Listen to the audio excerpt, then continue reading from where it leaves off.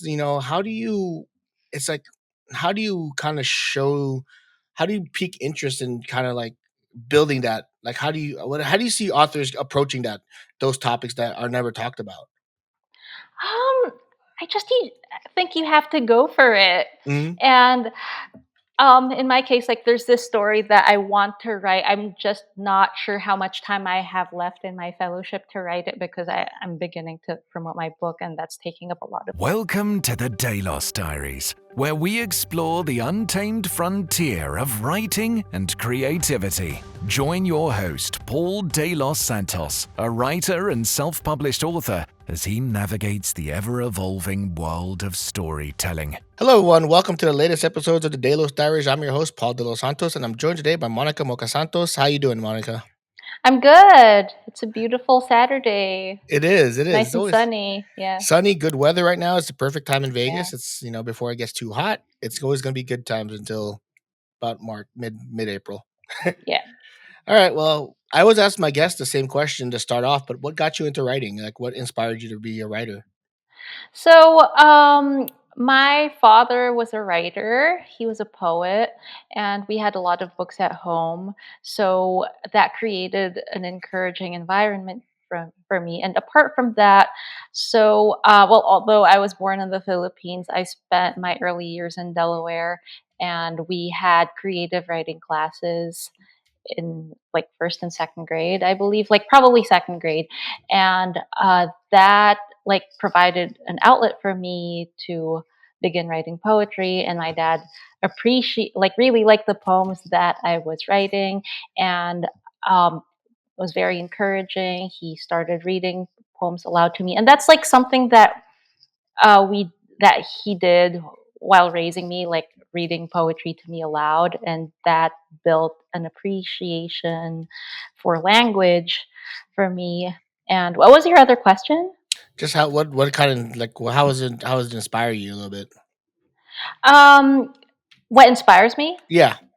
Uh, so just observing the world and like it's my way of responding to the world actively instead of passively. I see writing as a conversation between myself and the things I see. They can be human, can also be non-human. Like I also like writing about animals and nature. Although much of my writing is still based in the human world, and I just like observing people, and sometimes people's actions puzzle me, and I want to figure out why a friend, for instance, treated me in this way, or why this person is behaving in this way to this other person. So I guess that's what keeps me writing. Yeah. How important was it? Like you mentioned, your father was a poet, and just having that environment to kind of foster that love of writing, because it's one of those things where, it's not the most lucrative careers, but Yeah. sometimes just having that fostering environment to kind of love writing is how much that played a role in just your pursuit of the art of writing.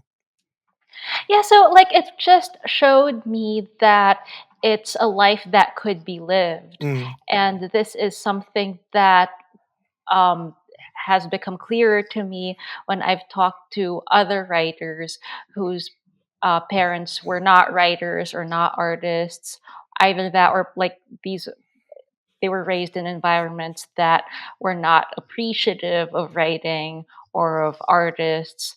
So it's important for, I think, young writers to know that this life is possible and it's not just about like making a living, although that's like a very hmm important part of survival.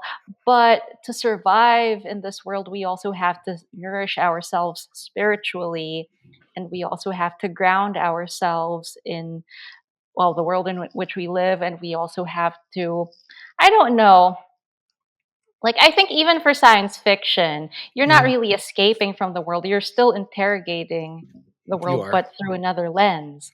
So I think that like this heightened awareness is important, and I think that in my case, it just showed me that there are people who do this.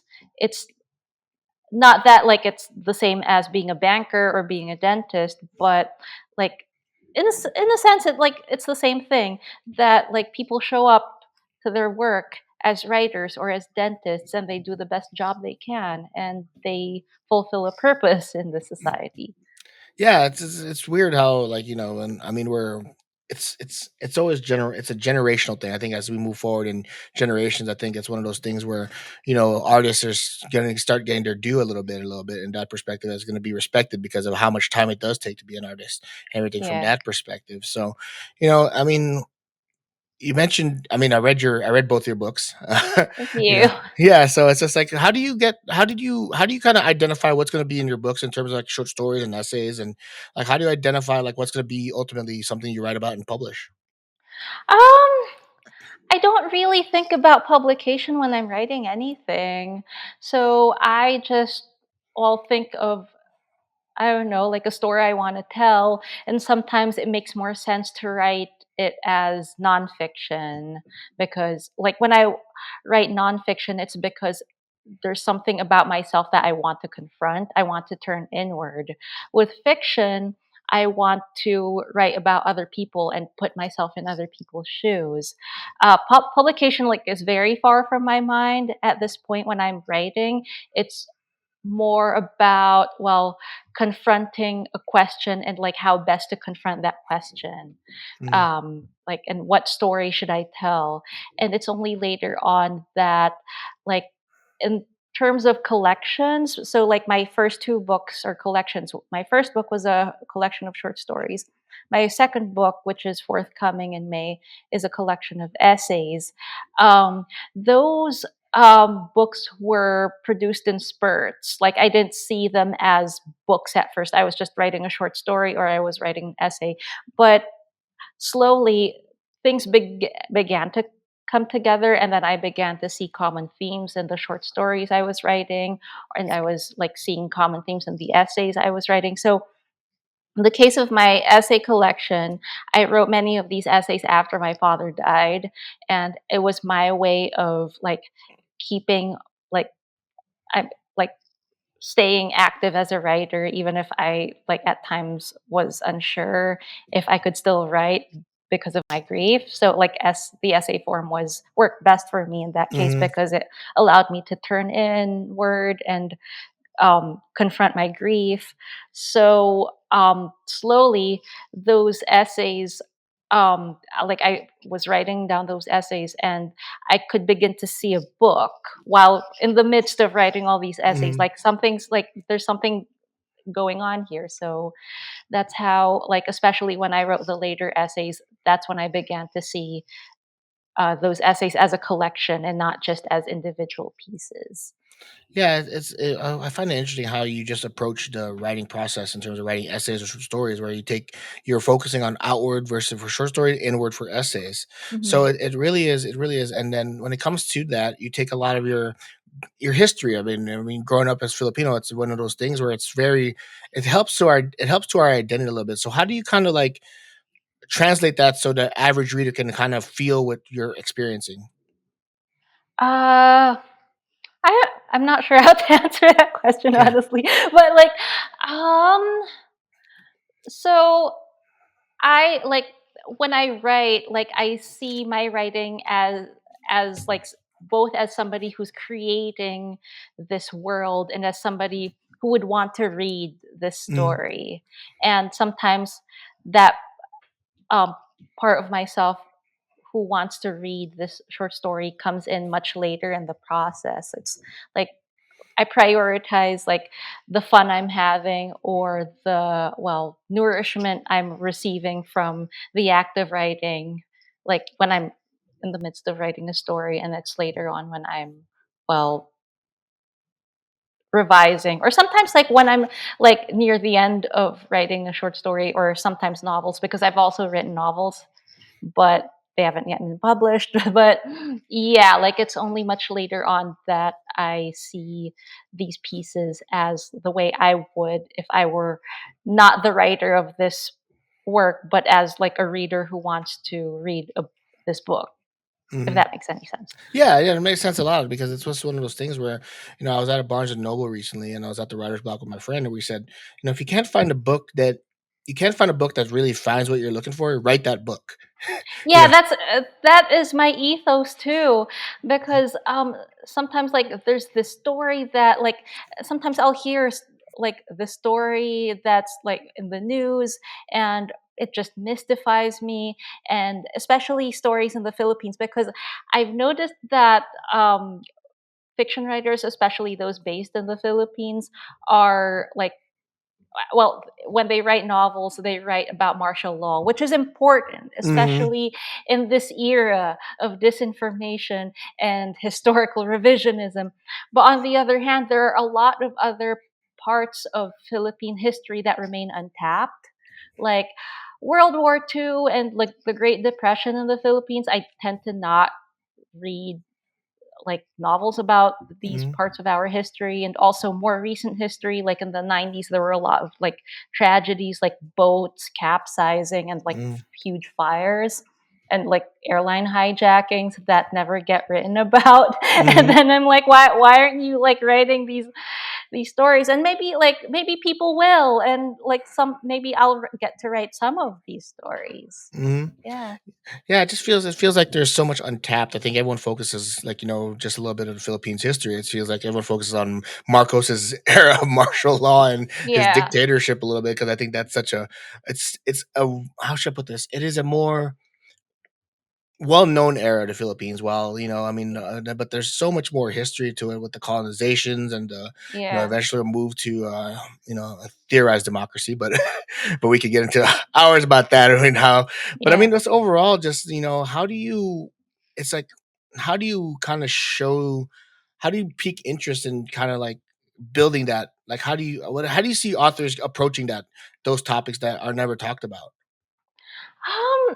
I just think you have to go for it. Hmm. And in my case, like there's this story that I want to write. I'm just not sure how much time I have left in my fellowship to write it, because I'm beginning to promote my book, and that's taking up a lot of time too. Hmm. But um I like in my experience, um, you just have to go for it, and like the story falls into place while you're writing it. And sometimes it takes multiple drafts. The first draft might be crappy, it might just be vomit on the page, but at least you have something to work with. And I was talking to Mia Alvar about this recently, because she guested on my reading series featuring Filipino authors at UNLV, and she talked about like going through multiple drafts for her stories. And sometimes like my recently anyway, like my more recent work just goes through like a maximum of 2 drafts before I call it a day. But I think for stories that are more difficult to tell, you just have to give yourself, well, the space to fail. Yeah. And you're failing in front of yourself. You're not like, there isn't anybody watching you, so Mhm. So, like you mentioned that you go to 2 drafts for, your shorter pieces, but overall, how important is that closing that feedback loop and making it faster, so to speak? Because, 2 drafts is fast for some writers and they might not be comfortable. How did you get comfortable knowing that 2 drafts is all I need after editing and all the portions that go into it? Like, how do you kinda accept that this is the draft I'm going with? um I accept that, like I that this is like as far as I can take a story, when I'm happy with the language, when I feel that the characters are fully realized on the page, and when like I don't know, like somehow if the story is falling into place in a way that is satisfying to me. And sometimes like I've accepted at this point that like it might even take longer, like it might take more than 2 drafts for me to get it right. You just have to like give yourself the grace Mhm. of failure, and because failure like leads us to new discoveries. Yeah, it just feels like a lot of beginning writers are afraid that like what if nobody reads it, what if no one likes it? They go into negative aspects before Hmm. they go into what's the positive, which is the journey that you take into account when it comes to writing. So it really just feels like, it's just getting over that initial like fear of failure. I think that's a big portion. I think all of us go through a case of imposter syndrome at some point as writers. I mean, all of us, Yeah.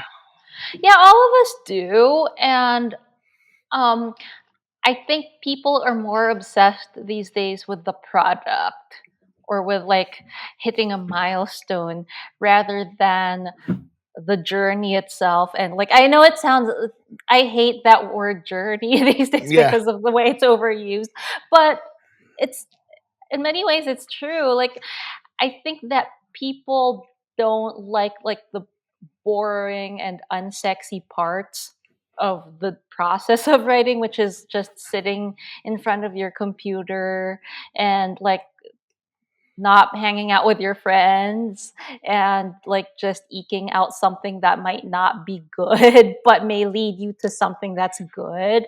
And I think too that, and this isn't something I recommend for everybody. It's not um something you have to do, but in my case, going to an MFA program helped because it gave a community to me for me.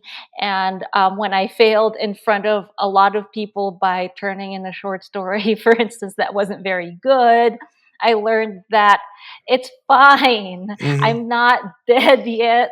Like, because like for young writers, like what they dread the most is embarrassment. And because like if people see that I'm a failure, then they'll never, well, listen to me again. They'll never think that I'm capable of writing anything better. But that's not true. Like people forget and Hmm. will forgive you. And if people don't forgive you, they're not your friends. Yeah. Stop listening to them. Hmm. So yeah. It just feels like, that sense of community is so vital, especially for writers. I think having a supportive community, whether like, they're gonna critique your work naturally because that's what you want them to do, but they have to be supportive in a sense that they're gonna say, you keep going at it, keep pushing, Yeah. because it feels like, writing can be isolating at times. Yes. And I think just having a community has been so vital. Like for me, just with my MFA program at Southern New Hampshire, and just Mhm. having like my friend who was in the UNLV MFA program, just have finding people I can relate with and work with. So, like, what kind of like how do you find outside of an MFA program? How do you find these communities and for people? Do you think? How do you apart from the MFA Yeah, or apart from the MFA. um depends. Like, so anyway, I'm not mainly based in the States, but like I guess like I divide my time between the States and the Philippines, so I'm not as familiar with the US scene. Hmm. Although I'm not sure. It's just that like there's so much social isolation in the States that I'm not sure if there's such a thing as a community or if it's that easy to form communities. But um I feel that, like, especially in Las Vegas anyway, MFA communities are increasingly becoming the nexus of the literary community, like in like on a local level. Like for the Black Mountain Institute, for instance, which is connected to the MFA program of UNLV, they organize events, and from what I've heard, they people meet at these events and they eventually start book clubs and like lifelong friendships are made and people like start sharing their work with each other. So I think that like if something like BMI could be replicated in other places, and I've heard that, and I'm talking about major cities here. I'm not quite sure about smaller cities, Hmm.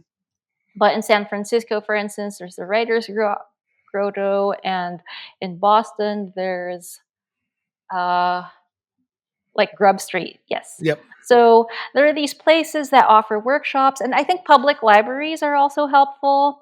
So, and these are things that weren't like available to us growing up in the Philippines. It was mainly my dad and his friends encouraging me to keep writing.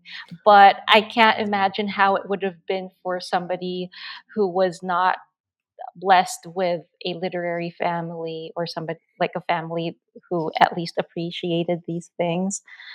Like I'm not sure how they would have been able to navigate the literary space, Mhm. because there's not as much like they're like writing groups, but they're very cliquish in the Yeah, Philippines. So, and that's like a whole like land like other, like, I don't know, it's like so loaded, like that yeah. topic, that I'd rather not talk about it here right Yeah, now. no, no, I understand. I understand that. I understand the nature of that. I mean, it's just growing up as a Filipino as well. I was like, you understand. I understand what you're talking about in terms Yeah. of the loadedness of the clickishness of everything, but everything.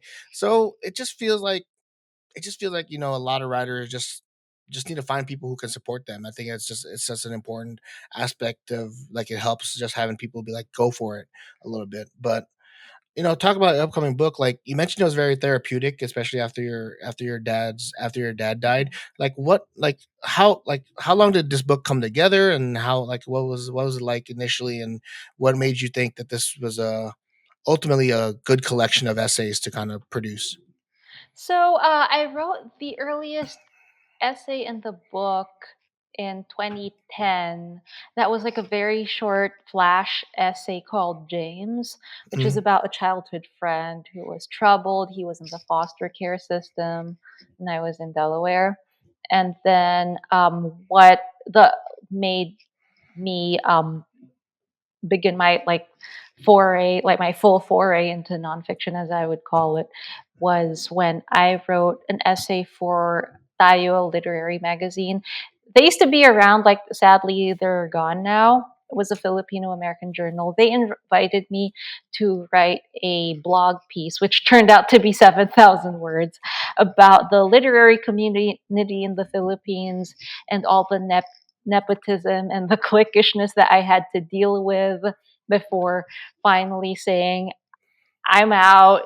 I'll just get my MFA in the States. Like, bahala na kayo.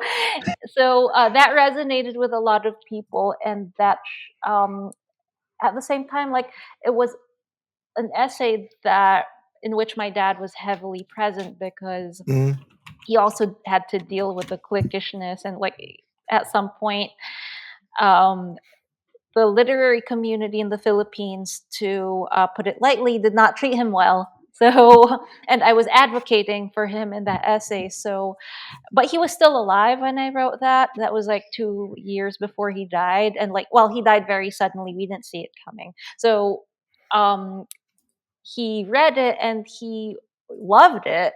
So, I think that it was a good way to begin the collection, because um, the essay collection is basically about my coming of age as a writer, and my father played such a huge role in that.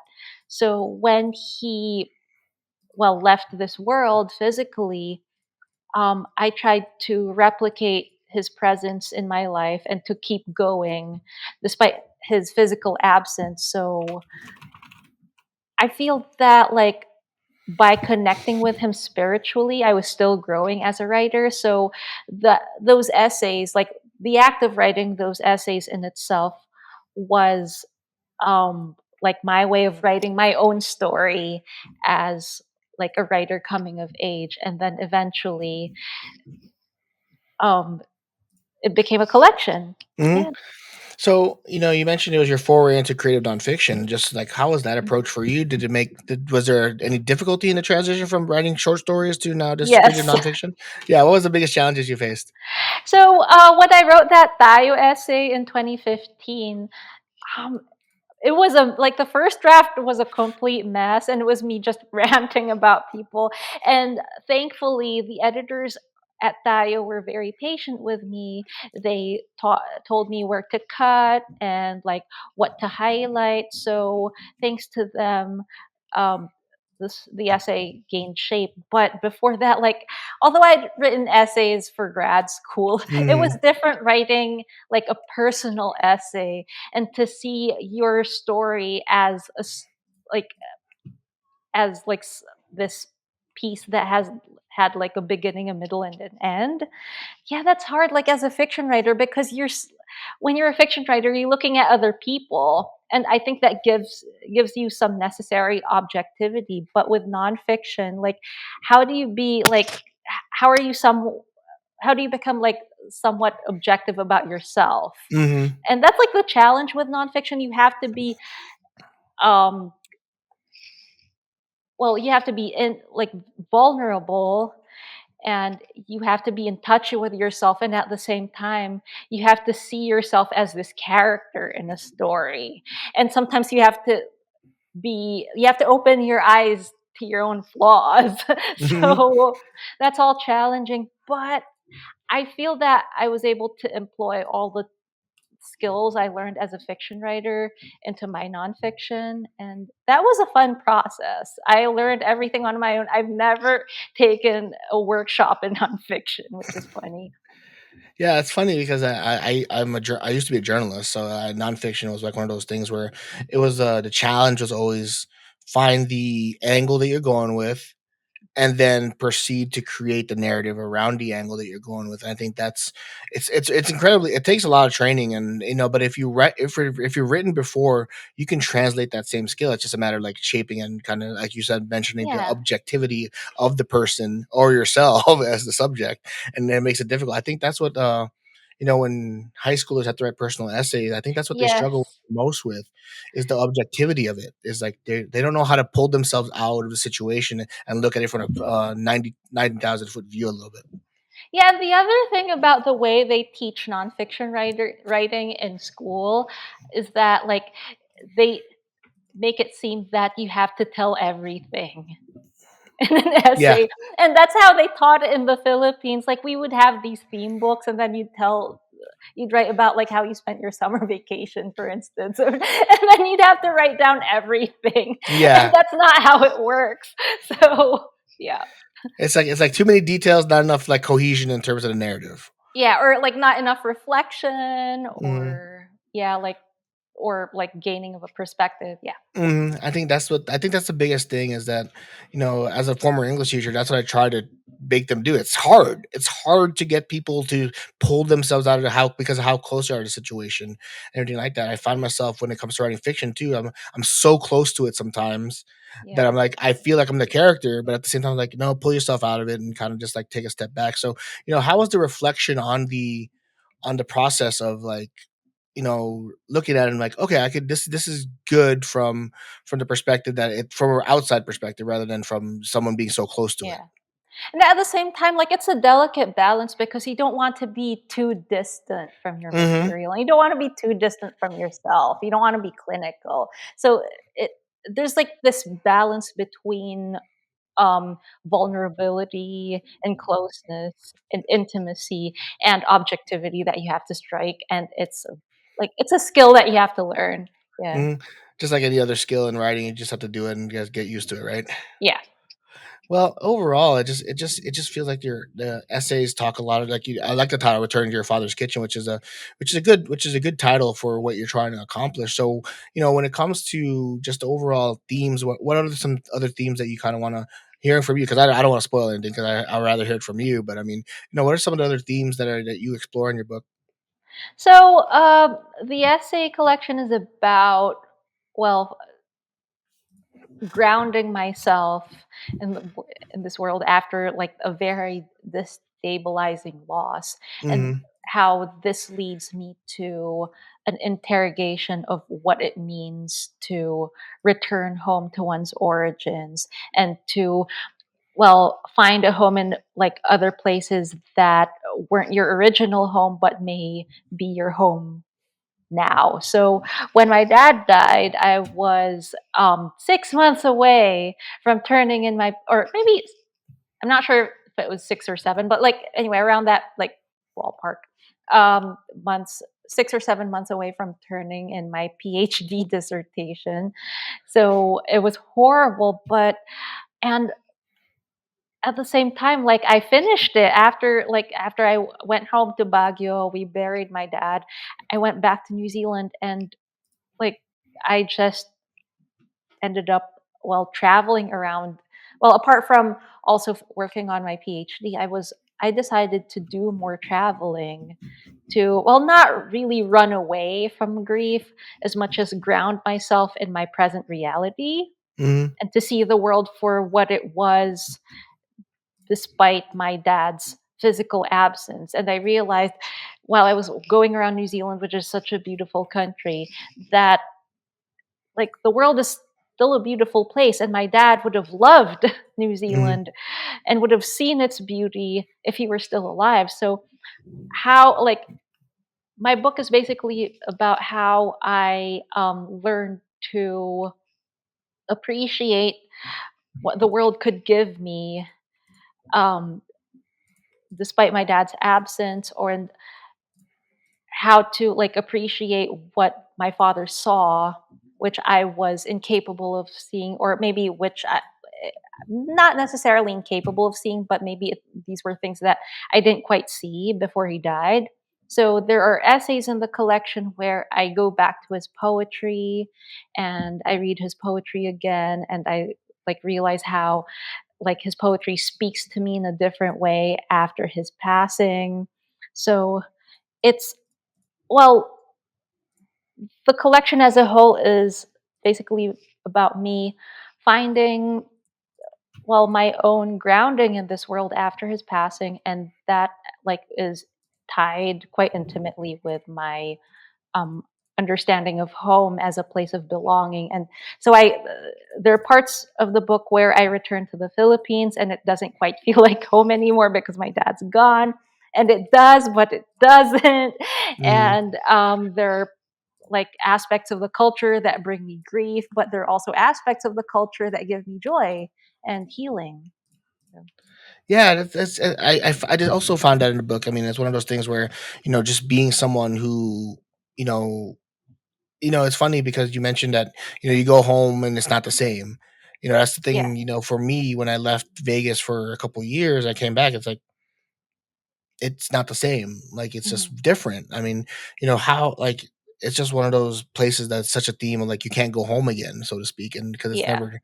So it just feels like those types of stories are really important to tell because, it's just, the importance of getting out and, like, seeing the world for itself because, it's just truthfully like, I hope to travel more. I mean, it's just one of those things I love doing because I want to see there's more to the world, but, having a place to ground you is important as well. Is that kind of what you discovered a little bit in your travels a little bit? Is like, having a place to call not necessarily home base, but a place you can ground yourself and kind of figure out where things are like the world itself.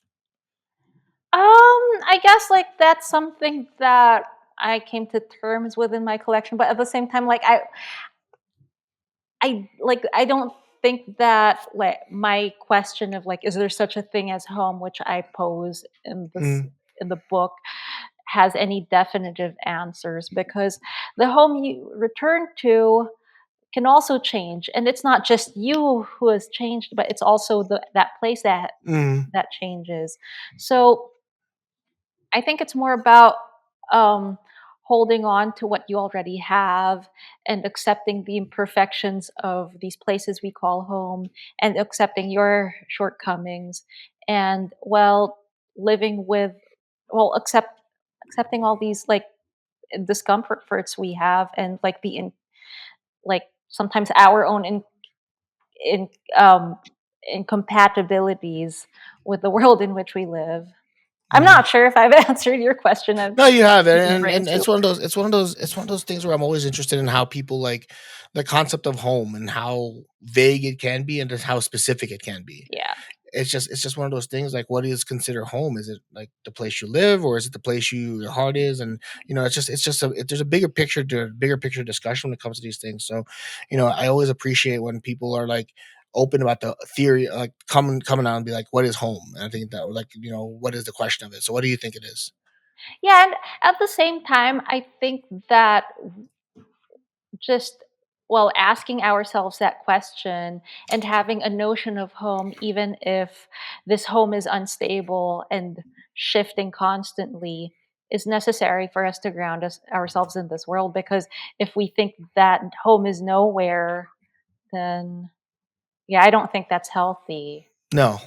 Yeah. It's not healthy not to consider that home is nowhere, and I think that's it's just one of those play things that you just have to kind of discover for yourself. And I think people find homes in different places. I think that's the thing, is that I think ultimately it just comes down to where you feel you are.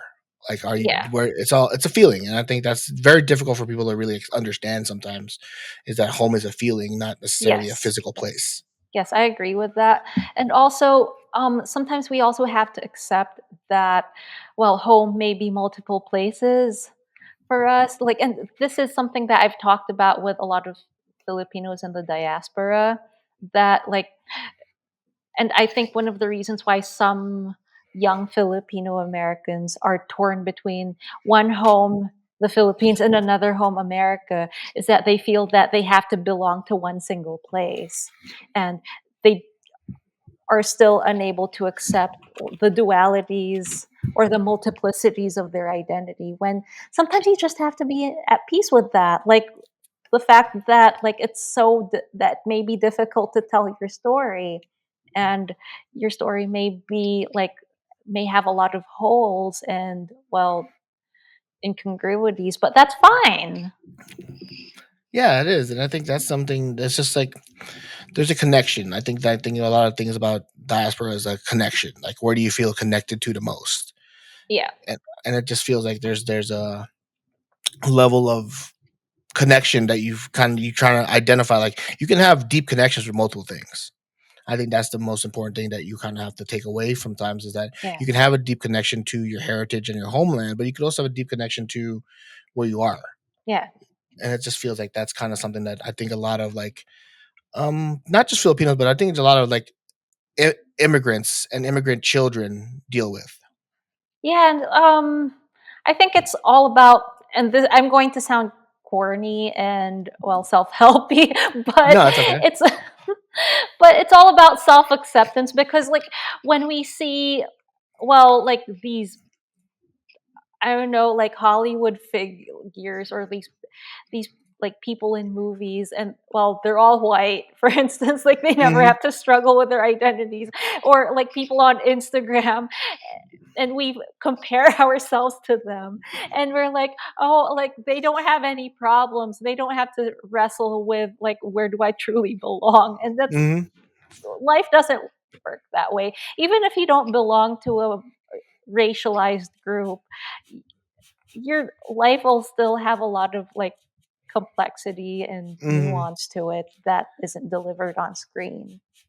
Yeah, just it just feels like it's hard. That's why I think it's important. Like, for me personally, that's why, I'm glad I found you, because it's like one of those things where I'm like, I feel so isolated being a Filipino author, because it's just like not something that a lot of Filipinos get into per se. Yeah. But it's not, and I feel like it can be an island on a place that's on a profession that's already very isolated in itself. So Yes. it just feels like connections like that, and I think just overall it feels better about that.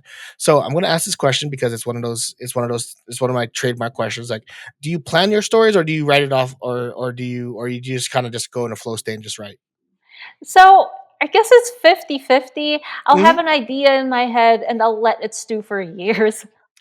And, well, sometimes it depends. It Hmm. depends, because there are some stories that I write down after, right after something happened.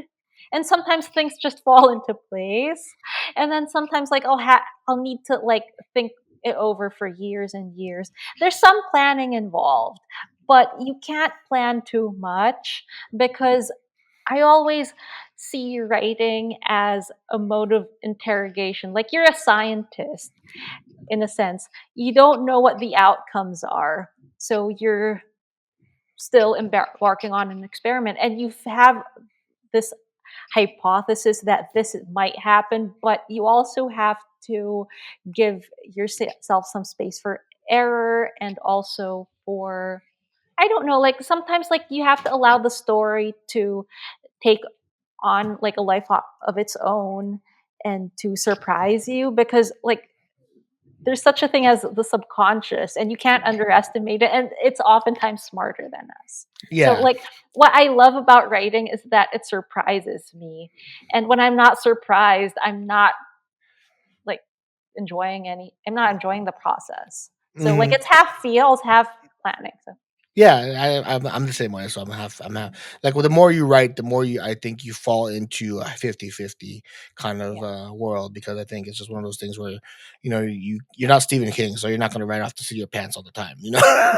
But it's just you have to plan something. You have to do a little bit of planning and everything else, so well, we got about a minute left, so when does your book come out and where can people find it? So it comes out on May 15th from Northwestern University Press, and it can be purchased from wherever good books are sold. Like I try telling people to get it from their local independent bookstores. Um, Northwestern University Press also sells it from their website, and right now they're having a 25% off sale from now till March 15th. Like, I'm not sure when this episode airs, but like, I'll try to get it out. all right. But, but anyway, they can just use the code THAW, THAW. But Mhm. otherwise, you can also get it from your local indie or from Bookshop or from Barnes and Noble. And also, I will be launching the book in Las Vegas at the Majestic Repertory Theater on March 15th at 7 p.m. And there are registration details for that at blackmountaininstitute.org/events. Alright, that's perfect. March 15th? Yes. May Alright, 15th. May 15th. Oh my God. Did I say March 15th? Yes, you did. Oh I'm God. like, that. No, no. Okay. Backtrack. It's actually, should I repeat that? No, you're fine. I mean, Okay. it's All okay right. because that's what makes this fun. Is like we're All on the right. we're on the fly. So May 15th, you'll be doing it in Vegas. Yes, and I will be in conversation with Kim Foster, who is a Las Vegas-based author. She wrote this wonderful memoir slash work of journalism called The Meth Lunches. It's about like feeding the homeless in Las Vegas during the COVID-19 pandemic. So Oh wow. yeah. But yeah, well, thank you, Monica, for coming on. I really appreciate it. I hope you had a good time. I mean, it was always fun to chat with you. I mean, every time we talk. Well, this is like really fun. Thank you, Paul, Mm, for thinking of me. no problem. I mean, I'd love to have you on down the loan when you have more books coming out. I know you're gonna keep pumping them out. So, Yeah. Well, pumping them out, yeah. Publishing them, I'm not quite sure, but well, anyway. that's half the fun. That's half the fun to Yes. see. Yeah. So, well, thank you again. We'll talk soon. All right. Thanks so much. All right, just hang on for a second.